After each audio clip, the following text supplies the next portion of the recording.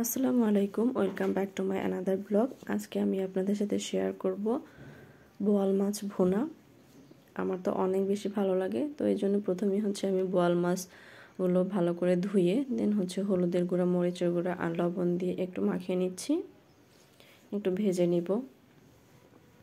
ভাজা ছাড়াও আপনারা রান্না করতে পারেন, বাট ভেজে রান্না করলে টেস্টটা আর একটু ভালো লাগে। তো আমি একটু কড়াইতে তেল দিয়ে ভেজে নিচ্ছি, হালকা একটু ভেজে নেব, অনেক বেশি ভাজার প্রয়োজন নেই।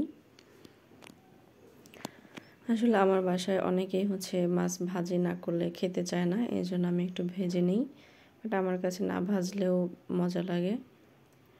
তো আমি এপাশ ওপাশ উল্টে পাল্টে একটু ভেজে নিচ্ছি। তো অনেকেই বোয়াল মাছ পছন্দ করে, অনেকেই পছন্দ করে না।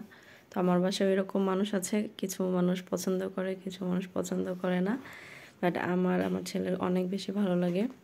সোহানও অনেক পছন্দ করে, বাট আমার হাজব্যান্ড খেতে চায় না। যাই হোক, আমি মাছ ভাজি করা শেষ হয়ে গিয়েছে। এখন আরেকটা কড়াইতে আমি তেল গরম করে পেঁয়াজ দেন আদা বাটা দিয়ে দিয়েছি, একটু ভালো করে ফ্রাই করে নিব। খুব বেশি ভাজার দরকার নেই, জাস্ট একটু ব্রাউন কালার হয়ে আসলেই হবে, আর রসুনের যে কাঁচা গন্ধটা আছে সেটা চলে গেলেই হবে। দেন আমি এখানে হলুদের গুঁড়ো দিয়ে দিব, পরিমাণ মতো সব কিছু দিতে হবে, মরিচের গুঁড়ো, দেন ধনিয়া গুঁড়ো দিয়ে দিচ্ছি, জিরা গুঁড়ো দিয়ে দিব, পরিমাণ মতো লবণ দিব। এখানে মরিচের গুঁড়োটা আপনাদের ইচ্ছা মতো দিবেন, যদি ঝাল একটু বেশি খেতে চান একটু বাড়িয়ে দেবেন।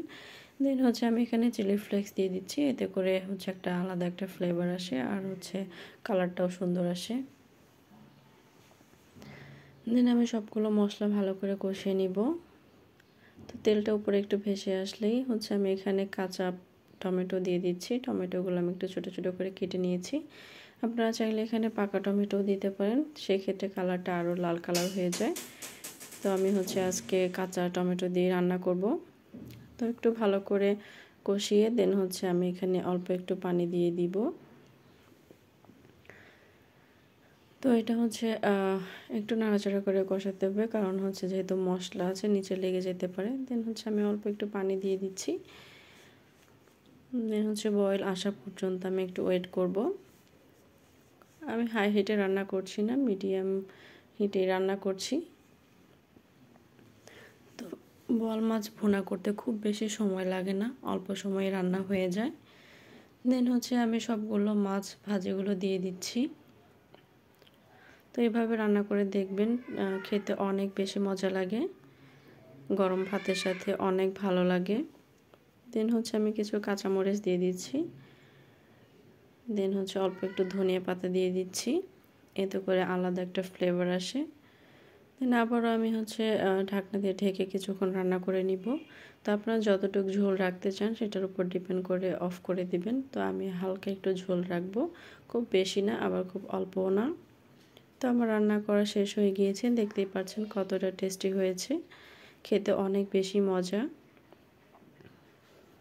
তো এরকম একটা সবজি বা তরকারি করলে এমনিতেই ভাত খেতে ভালো লাগে। তো দেখতেই পাচ্ছেন কতটা লোভনীয় হয়েছে। তো আমার বাসায় তো সবাই অনেক বেশি পছন্দ করেছে। তো আজকের মতো এই পর্যন্ত, আল্লাহ হাফেজ।